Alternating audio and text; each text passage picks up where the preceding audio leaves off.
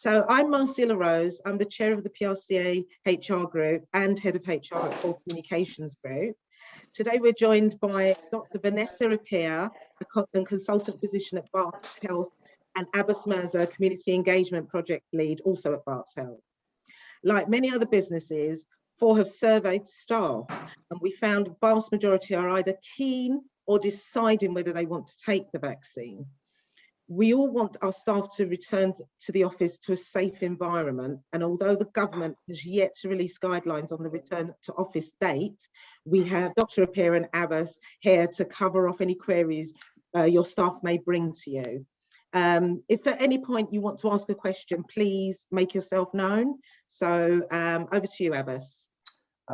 Thank you, Marcia, and thank you, PRCA, for inviting myself and Vanessa to your session today.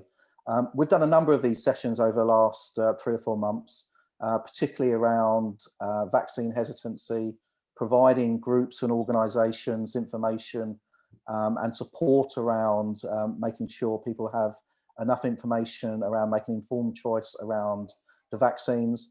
And obviously this has kept us very busy, and we've had lots of issues where people are concerned. There's lots of concerns around conspiracy theories and social media causing havoc.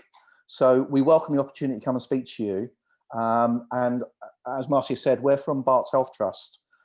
We manage a number of hospitals across London, which includes St Bartholomew's, the Royal London in Whitechapel, Newham Hospital, and Whipps Cross.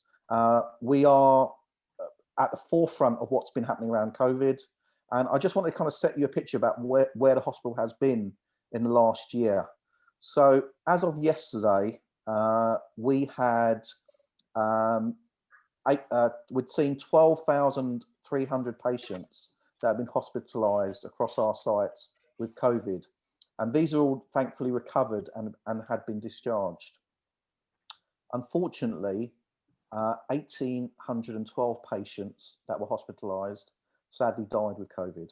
And that's a massive figure, you know, in terms of patients that have come into our hospital and sadly have passed away due to COVID-19. But in terms of personally as well, the organisation has lost 9 members of staff. So, you know, we've been, you know, trying to work and keep patients safe, but also our Barts family have suffered as well. We also know that East London has been particularly hit hard by COVID, and we've had 2 boroughs, Newham and Hackney, that have had very high mortality rates in terms of deaths due to COVID. In December, things started to change with the introduction of vaccines, and we started a programme of vaccinating our staff and also vaccinating organisations, individuals that provided health and social care across East London. And as of last month, we had vaccinated 29,000 people, which is considerable, and adds to the vast numbers of people that have had their first jab or second jab across the UK. But I think one of the things that we have had to deal with is this huge issue around concerns around the vaccine. Why have they taken, you know, why have they so quickly been pulled together? You know, when it takes, you know, 3 or 4 years for a vaccine, why has it only taken less than a year? What has been the impact?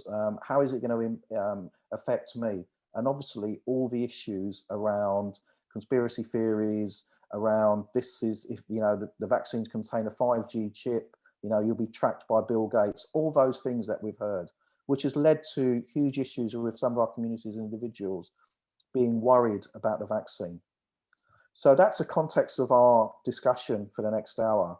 With that, I'll hand over to my learned colleague, Dr. Vanessa Apea, who's been doing a lot of work around tackling vaccine hesitancy and also supporting a lot of work around making sure that communities such as the BME community have issues addressed and answered around their concerns. And obviously we're very keen to make sure that we take any questions from yourselves today about any concerns that you have about making sure you support staff in getting back to work. So over to you, Vanessa. Perfect. Thank you so much, Abbas, and thank you, Marcia and team, for having us. It's great to be here, and I think it's always really sobering when you hear the numbers again. I hadn't heard them for a while, and so it just reminds you what we've been through. So I'm going to take you through a couple of slides in terms of building on what Abbas said, but also then going into more of the journey that we've been through in terms of supporting people in making that choice about vaccines. And I start off with this slide because fundamentally it is a choice. And whether we come to the issues of vaccine passports and things being mandatory, we've been really rooted in our approach that it is a choice. And I've been really focused about being involved in this to make sure that everyone has access to the accurate information to make an informed choice that works for them.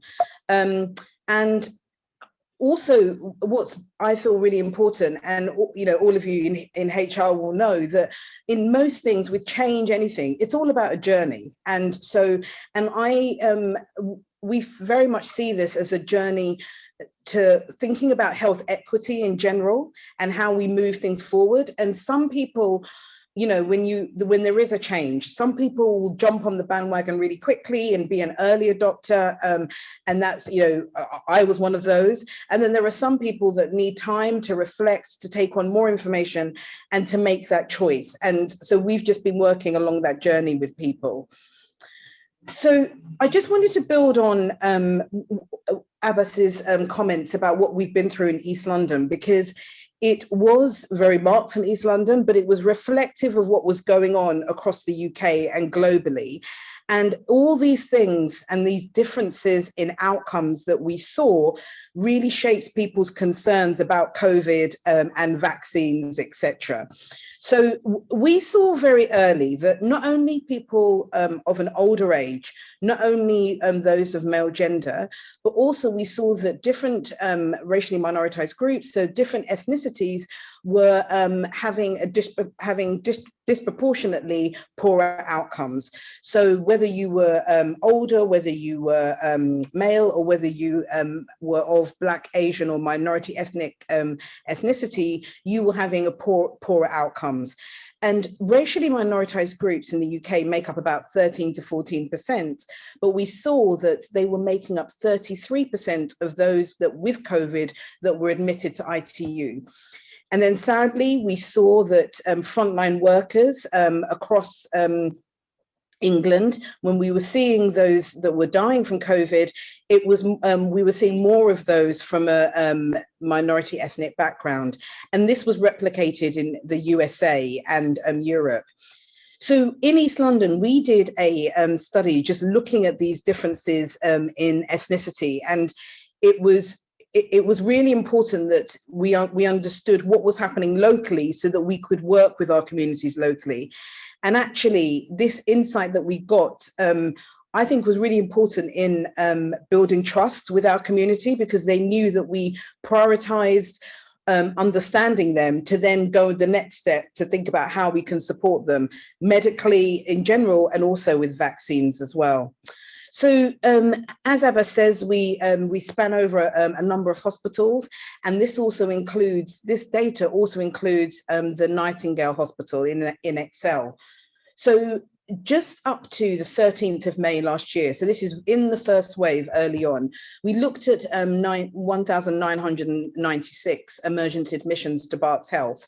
And we then looked at the data of 1,737, because many of these patients that we had to exclude did not have ethnicity data. And again, I think that's really important when we're looking forward to supporting different communities, be it at work, be it in other sectors, is making sure that we capture ethnicity data appropriately. And so in East London, we have a very highly ethnically diverse population, but also significant socioeconomic deprivation as well. And so 60% of those that were admitted were Black, Asian, or minority ethnic, and 75% of patients were from the two most deprived national quintiles for the index of multiple deprivation. So what was really clear, there were some definite things that came out. So racially minoritized patients were very much younger. So if we looked at those that were admitted, particularly the biggest difference was between those of Asian ethnicity and white ethnicity. So those of white ethnicity were being admitted at 73 years, and those of Asian ethnicity was 59 years. And so again, that was really important. You know, when we're thinking of staff and working population, those were those of minority ethnic were those that were predominantly active in society and doing their roles, and those of white ethnicity were much older and tended to be retired or had slowed down in their working. And then when we looked at 30-day survival and looking at rates of death, we saw that if you were of Asian ethnicity, you were 1.49 times more likely to die from COVID, and Black or Black British was 1.3 times more likely. So we had definite evidence that there was a significant difference in outcome here. And as I move forward, we tried to think about trying to understand these associations. And this was really important when we were thinking about how to support people within the vaccines, because, you know, everyone's thinking, what is driving it? Is it that, were they older? No, they weren't. Was it to do with having lots of other medical concerns? And that was relevant, but still didn't define it all. So all these factors and things like frailty were those that were minority ethnic, even though they were younger, were they frailer? And they weren't. So it seemed that ethnicity in itself was really important. And then we look at why the disparity, and you know, we all have seen in the media, and there's lots of reflections about why did we see the disparity, and I think it's really complex. And in COVID particularly, there's a real privilege of prevention. So, you know, again, thinking about in this case, for people to shield and be home and work from home, you have to have a home, you have to have electricity, you have to have access to Wi-Fi. And for some people, they just didn't have that. So they then would have to go out to work. There is definite overrepresentation from minority ethnic groups in lower socioeconomic groups, multi-generational households, being a key worker. So all these things were definitely an impact of this as well.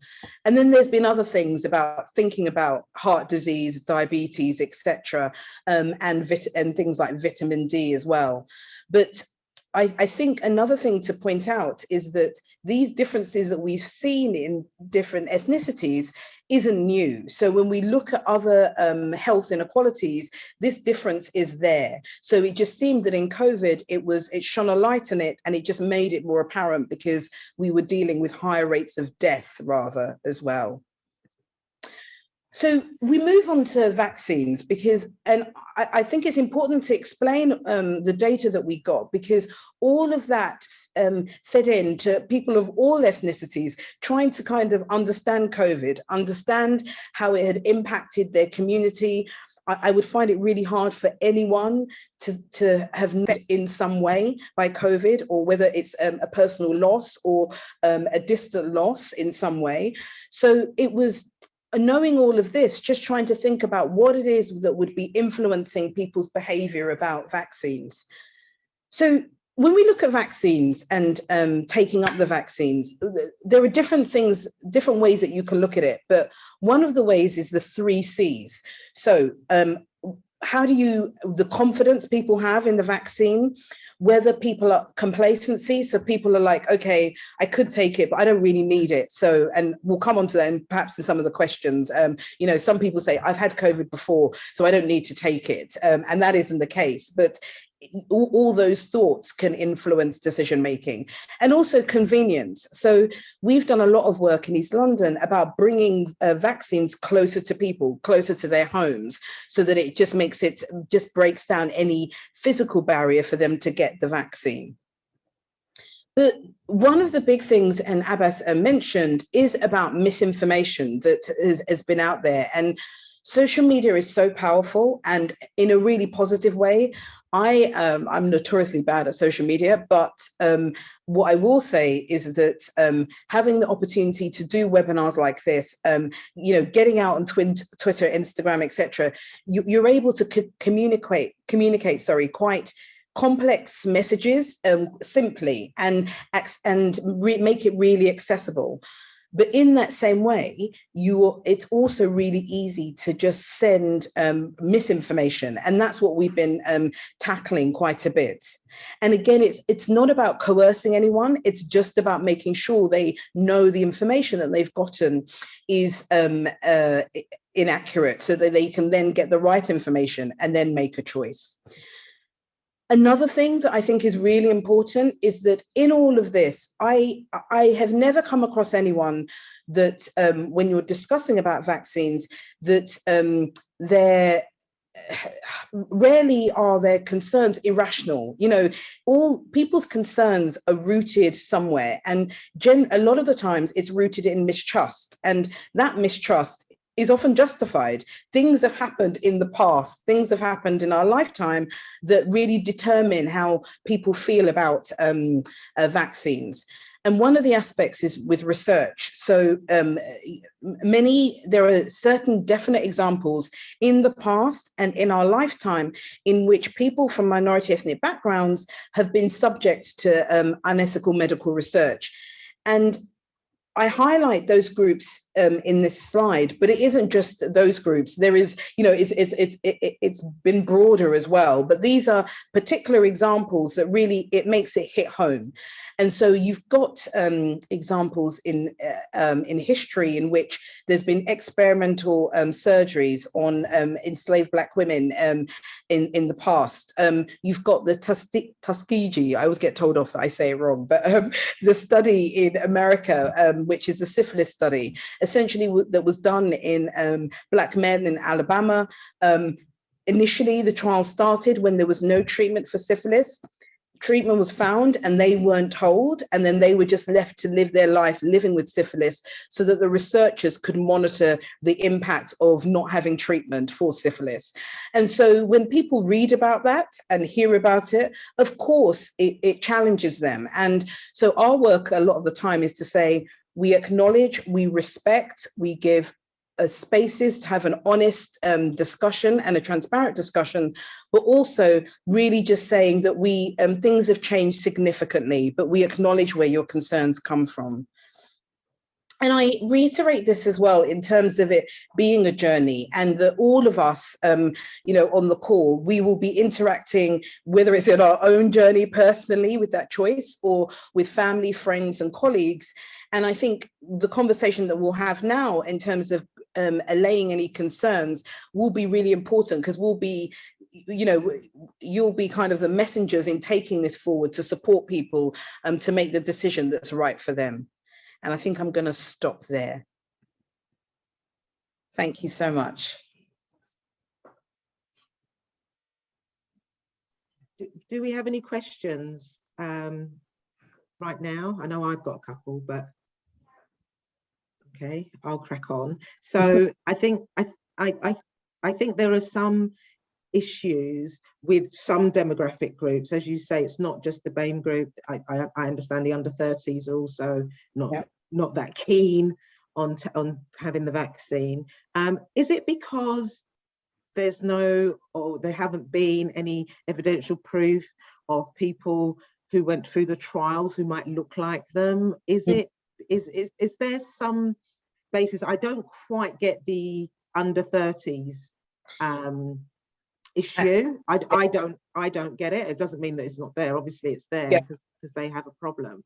But is there something in having the tri lists, the range of demographics published? Is that something? No, so I think those are really good questions. So I'll take the diversity of the participants and then I can go on to the younger people. So I always say with this, we're in a kind of catch-22 situation. So before COVID, if we looked at research, one of the reasons why the vaccine studies was able to go through so quickly is that people were able to recruit the people really quickly. And that was because there was this national effort that people were like, you know what, we need to get on top of COVID. I'm on furlough, I'm going to go in the clinical trial. And that momentum is quite unique, because normally one of the biggest things that takes time is about recruitment of people into the trial.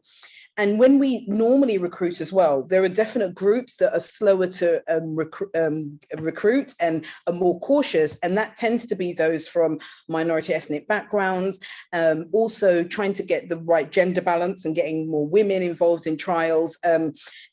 We've done a lot of work recently in trying to make, just easier in terms of not to assume, but in data, it's the caregivers are typically women. And so for them to come to a trial and fit that into their lifestyle can be harder. So we've done a lot of work to support people with that, but that disparity was still there. And so then you came into COVID. And so it was difficult to get the right diversity within trials. But if you look at the studies, about 10% were of Black ethnicity.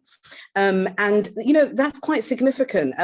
Asian ethnicity was only around 3%, but there was definite diversity in there. And I think you're right. We need to do better about telling people that there were people that look like them in the trials. And that's what I tend to do, just to say that, different people were in there, but I don't think that has been communicated as well as it should be. The thing about younger people, so one of the difficulties is, one of them is about, I feel that a lot of younger people are actually more politicized. And so when I speak to different groups, the reflection about mistrust of government and societal structures is a real big thing that comes up a lot. So that issue is there. But also, with all of this, with COVID, you're relying on individual behavior and then collective responsibility. Do you see what I mean? So there's this message that do this for yourself, but also do it for your fellow Londoner, fellow person in the UK. And for younger people, it is clear that if you look at the numbers of people that were dying and having more severe outcomes, younger people were faring better. So you can't get away from that. So loads of younger people are saying, do you know what? I haven't got that higher risk anyway. So why do I need to bother, etc. And so we do a lot of work in saying about, it's not just about you, it's about protecting your family and friends, but also, and I think it's really important for people to recognize, is that getting mild COVID does not mean that you won't get long COVID. And long COVID is, and I'm sure yourselves in HR will likely be seeing it in a number of staff. We're seeing over 1 million people that are living with long COVID, and we're only beginning to learn how to support these people. So I say to younger people, yes, you may not be at risk of higher risk of death, but you're still at risk of getting COVID. And even if it's mild, doesn't mean the whole course of it will be mild in the long term. So that's how I challenge it. Yeah. So are there any materials that we can share with our staff to share with our staff to highlight, the positivities? No, there is. I think, Abbas, I think you were mute, so you were going to speak. Abbas, sorry, you're in mute. Sorry, love. So Barts has produced quite a lot of kind of fact sheets, and also we've got some videos which I can send you, Marcia, which is discussions with our virologist colleagues talking about the vaccine. And it's quite simple, to be honest. And that's what people wanted. They said they wanted messaging, they wanted information which wasn't all about the science, but made sense to them. So I would be happy to share that, and you could send that out. It's gone out to other groups and other organisations, but it's just a conversation with a virologist and one of our colleagues from chaplaincy about the vaccine, and it tackles some of the issues that we hear.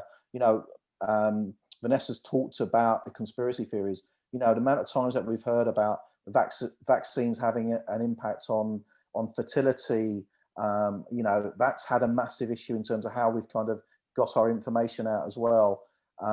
Particularly with the younger age groups, people are saying that, you know, I don't want the vaccine because we heard it affects our fertility in the long term, and it doesn't. So we've answered questions like that in terms of the publicity material and information that I can send out to you, Marcia. Brilliant, brilliant. Those are my questions. I can see that Greg's put something in the chat. So if everyone could just have a look at that, that gives us additional support as well. Does anyone else have any questions? Hey. Yeah, there's been talk. We've got talking about sort of. I'm thinking about my sort of staff as well as public, but there's been discussions around development of a vaccine for people with severe allergies. So I just wanted to know kind of how that fits in, and also understand that the trials weren't done on pregnant people. So again, advice for them, because obviously with workplaces coming back in and people's reluctance to come back in either because they've got severe allergies, and I know I think AstraZeneca are the company developing a vaccine for people who can't have vaccines and people with sort of severe allergic reactions. It's how you manage those people who maybe don't want to come in, or you know, there's a detriment, and they could arguably turn around and say, well, I've not had a vaccine that's right for me, or I can't because of where I am in my gestation period and all of that. So advice for that.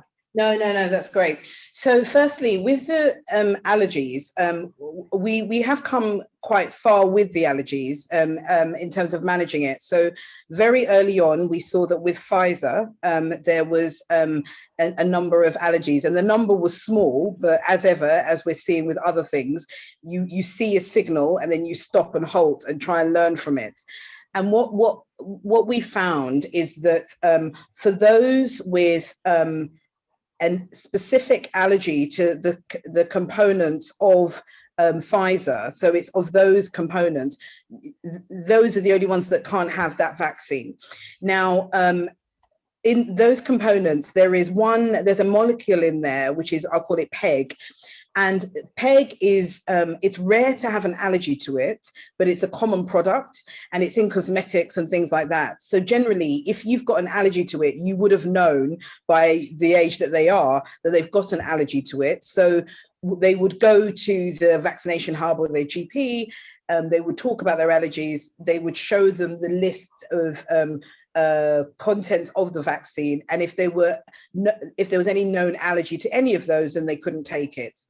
There's also that group that have multiple allergies to drugs, to different drugs, and that group, it's interesting, you know, being really open. So I've got quite severe allergies, and I was desperate for the vaccine. I was turned away twice, you know, devastated. And there was some change in the rules in terms of if you've that it should be kind of an individualized review of your allergies to make sure that, does it truly mean that you can't take the vaccine? So that's just one thing I wanted to say. So not to assume, because sometimes the messaging about the allergies, people take it quite broad brush. So not to assume, and just to be really clear about that. And then what we found actually is that those that did have any allergies to Pfizer could generally take AstraZeneca. But again, it's about knowing the constituents of AstraZeneca, and then with the doctor making a decision whether it's appropriate. Now, there are studies coming out. So for the small amount of people that cannot take any vaccine, whether it be AstraZeneca, whether it be Pfizer, or whether it be Moderna as it's rolled out, there are studies ongoing exploring allergies and its use in severely allergic patients.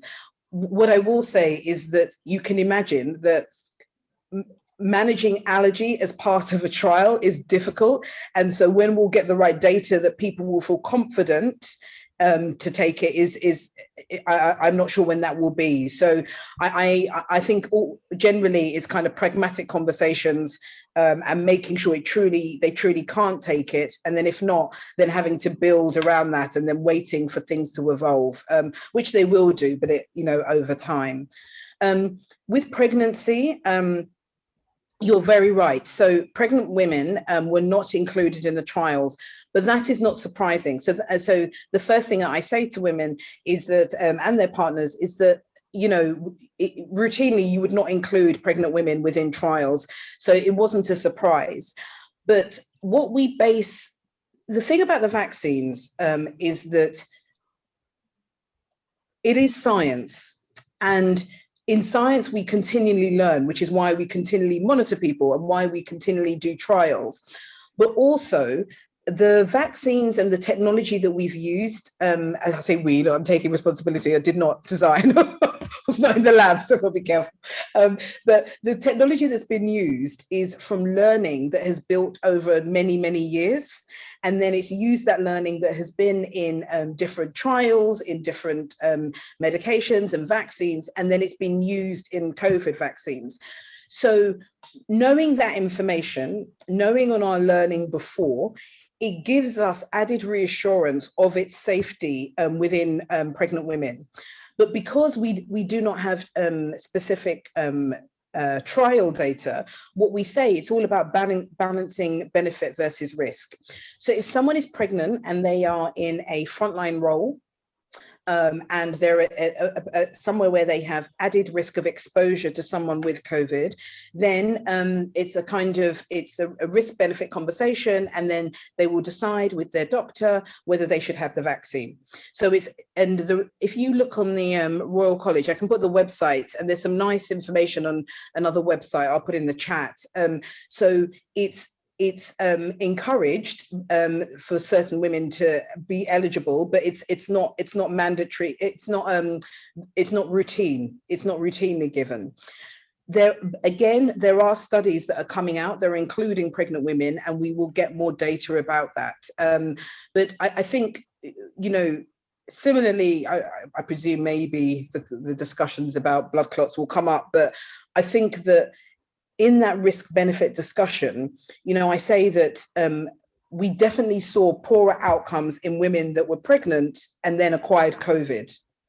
And so you balance the risk of COVID, acquiring it, and problems with the pregnancy versus the risk of taking a vaccine that we're trusting science to date that tells us it's safe, but we're still learning. So it's just managing that. And just to say, within the NHS, it's slightly different because we are always, you know, predominantly frontline, but it's been a tricky one to manage. And a lot of the time I've kind of guided it with, some women are really clear that, you know, I think it's really sensible, so I'm willing to work. And for some people, that conversation is just more nuanced.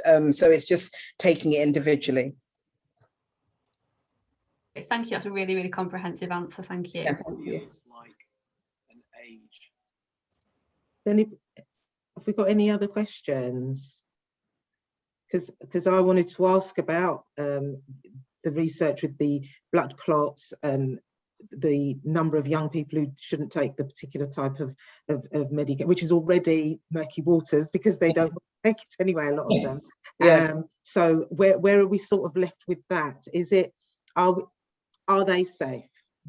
Yeah, no. And I think that's it. So when I talk about it, I always say, so first of all, and just emphasizing it, the numbers are very low, but part of me is, you know, when we go out and give reassurance about the vaccines, part of the reassurance is that things are being continuously monitored. And so if there were a signal, we, regulators would respond to it. So I firstly say that that's really important, that there's a signal. The numbers are not, they're not very, very high, but it's enough to warrant further investigation and further reflection on its use.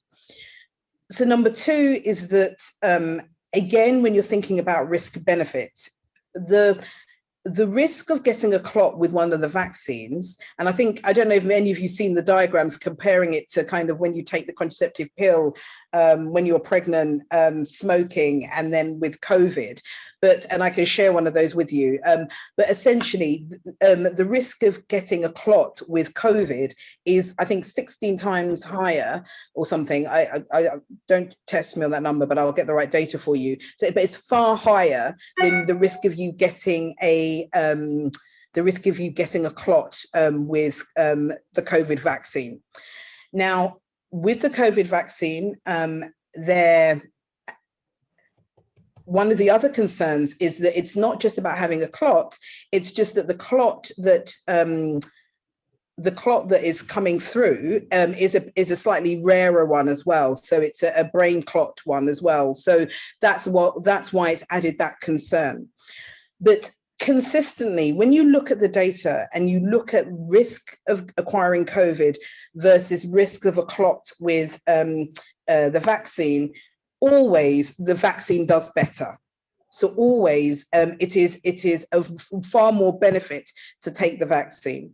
Now, one of the issues is that when you get to those that are younger, the benefit is still higher with the vaccine, but it becomes slightly murkier, as you say, because one of the issues is that when you are younger, as I've said, you've got a lower risk of getting a lower risk of getting more severe disease and severe outcomes. And particularly and I've talked about long COVID though, but when you look at right now, thankfully, the amount of circulating virus is much lower.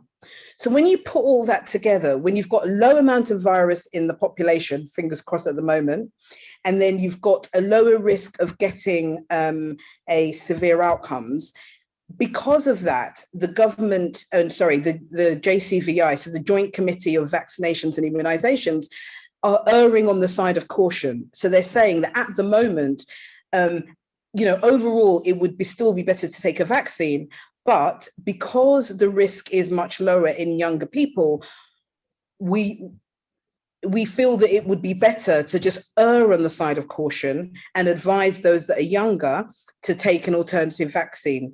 But there was a really good diagram from Van Tam that he did in the conference, which again I can share. But what he is very clear is that as soon as the rates of COVID go up again, if they do go up again, the risk to younger people goes up. And then actually, again, definitely the benefit of the vaccine outweighs any risk of getting a clot. So the risk is low, but it's there. When you balance it, generally the vaccine comes out better, and that's why we advise it to take it. But we acknowledge that because there is a lower risk of getting severe outcomes in younger people, that's why the JCVI are erring on the side of caution and advising something separate. And I think that what's been really interesting for me when speaking about the clots is that many people are quite pragmatic about it. I think they've respected that people have been, the JCVI have been open about it and have kept them informed each step of the way in terms of decision making. And for me, that just really shows the importance of clarity, repetition, and just honesty, that we're still learning and that people have to kind of go on this journey together of learning. Another long answer. No, we need them. We need them. We really do. Okay, well, this is all really, really great, and I can see Abbas has put some things in the chat there. Has anyone else got anything else that's particular to them or their team that they'd like to ask? Is that Catherine? Yes, it is. Hi. Hi. I've got a question. Really interesting to hear what you've got to say. I'm interested from the other side. I've talked a lot about vaccine hetacency. But then how do you talk to people, for example, who either can't have the vaccine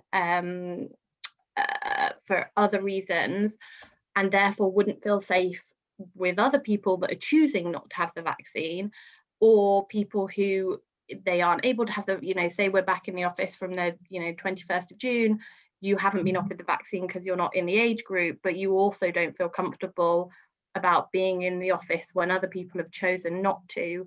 Just, it's a really difficult one because it is about choice, but equally those people who choose not to, as you said, there are other people that then they're putting at risk. And how do you balance those other people's concerns? I mean, I can say to you what we're thinking of implementing at 4 on this, Catherine, is to have bubbles, basically. So there'll be a bubble for those who've had 2 vaccines, there'll be a bubble for those who've had 1, and another bubble for those who have had none. And we'll have the people who have got 2 vaccines, this is how we're thinking it will roll. The people who've had both vaccines will have the ability to come in on any day they choose to come in. The people with 1 vaccine will be given a specific date, and the people who have no vaccine will be given another day of the week that they can come in. And it's up to the vaccinated people to elect whether they're going to come in on those days or not, because we're in a position now where everybody has been working from home quite happily. We've taken that a step further and implemented working from home being the starting point, and you then go into the office as and when you choose. The only obstacle I can see with that is when entire teams want to come in. That's the only thing we're just thinking through, but that's where we've got on our thinking so far at 4, Catherine, and I don't know if that would be useful or not, or helpful or not for your team. That's really interesting, thank you. Yeah, and I think it is difficult. These are the conversations that we're going to be having. It's all this journey through vaccines. So you're trying to support people to take it, but by supporting choice, you are going to have people that are kind of pitting against one another, saying, well, you know, I've made this decision, and just because this person isn't sticking to it, what's that going to mean for me? And so it's good to hear, Marcia, your kind of approach to it, because I think that's the way it's got to be. It's got to be kind of pragmatic, creating these bubbles, and then creating confidence in these bubbles, and then going from there. Yeah.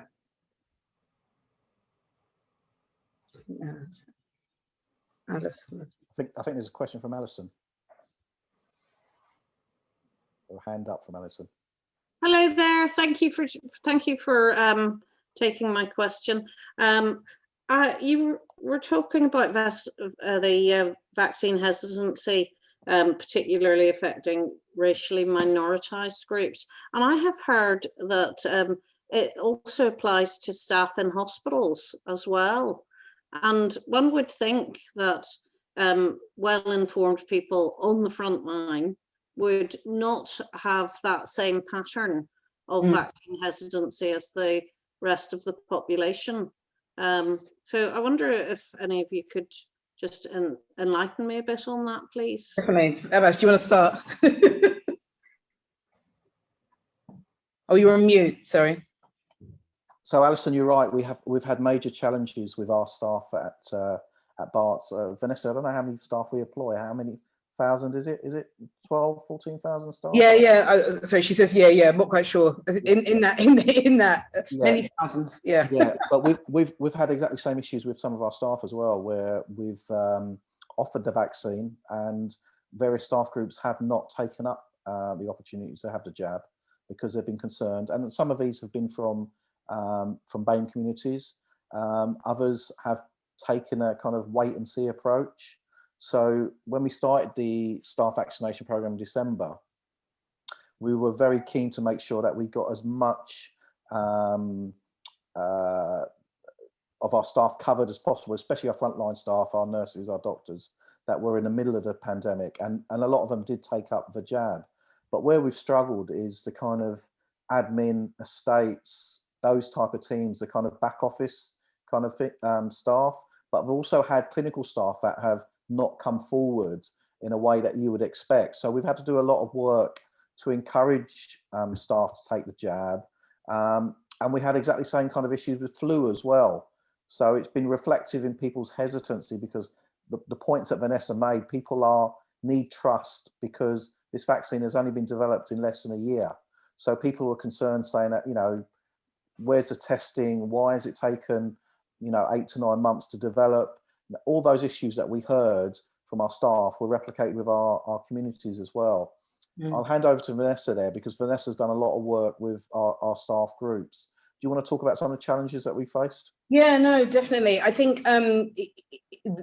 as Abbas articulated, one of the things is that, you know, we're all shaped by our circumstances and social networks, and yes, work and what we do is important, but for many people, and when we were talking about it with different people, it wasn't what we were saying. They were listening to their friends and family and colleagues, and it didn't need to be, as you say, it was across all ethnicities, that people were like, you know, I feel very cautious. I still don't feel comfortable taking it.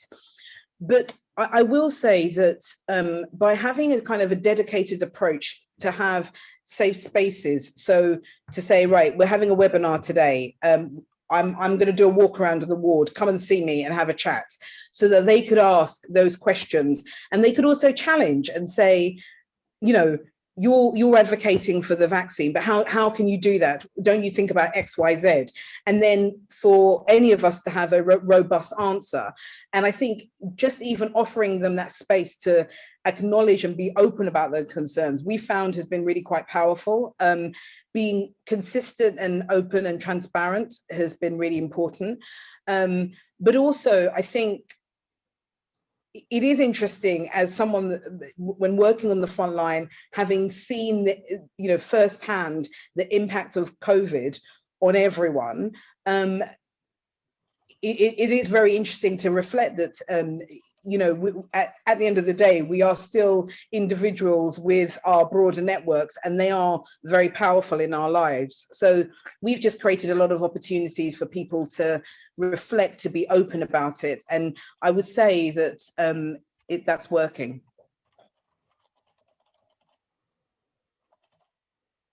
Great. Does that answer the question, Amanda? Yeah. Good. Have we got any other questions? Marcy, can I just add something? Yeah, please. I think one of the key things that we've learned from this COVID and the vaccination thing is trust is a major thing for lots of people, and having the right information. And I think, you know, some of the things that we hear, you know, anecdotally of employers saying to staff that they need to get back to work. You know, Barts is an employer with, you know, over 12,000 employees, but we have to kind of make sure we support staff and acknowledge that, you know, some may not have had the vaccine, some have been shielding for a year. I've been working from home for a year. I think I've been into the office about 4 times. But, you know, it's about saying to people that, you know, it's quite strange looking at the pictures of Soho last night, of people having their beers and food, and kind of thinking that, you know, we're still not out of this, and Europe is having a 3rd wave at the moment. So, you know, what I say to people, you know, younger than me, and I'm 50, is that, you know, you may not have the vaccine yet, but if you have the right information, you may take that information back with you and say, I'm going to have it in June or July because I'm informed, I've got the right information. But it's a personal choice. And I think, you know, what COVID has taught us over the last year is that, you know, you can be as careful as possible, and it will still, you know, have an impact on you, whether on your work life, family life. I was, you know, as careful as possible. And I got COVID in January, and it was quite mild, but I saw other people suffer. So the vaccine is a way out. I wouldn't say it's a solution to everything, but it gives us a chance to kind of get back to a new normal, and to kind of look at kind of getting back from our offices and sofas, and really kind of, you know, looking at the difference that we can make in terms of workforce. But it's a big challenge for HR professionals in terms of providing support to individuals and to your workforce to kind of help them get back into a routine. And the vaccine is only one way of kind of doing that. That's well said, Abbas. Yeah, I think we're all in agreement with all of that. Absolutely.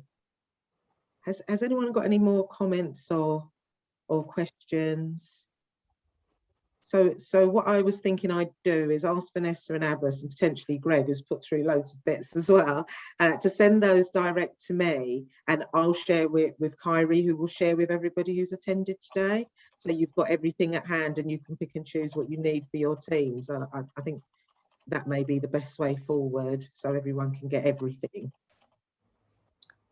Marcia, can I just say, this is the first event that we've done which hasn't been public sector or community. It's been with the private sector HR professionals, but you are an important group. And I think whatever you hear today or whatever we send you, please disseminate it far and widely, because, you know, only with the right information will people make that informed choice about vaccines, about what they should believe and what they shouldn't believe. Because I'll tell you a story. Since a couple of weeks ago, when the AstraZeneca story broke, that people were worried about the side effects of AstraZeneca, we had 750 cancellations at the Excel Centre due to the vaccine. So that's 750 people that took a decision that they didn't want the jab. And at the moment, my inbox and my phone is littered with messages saying to people, where can I get Pfizer? Where can I get an alternative? So, you know, it has caused a huge issue.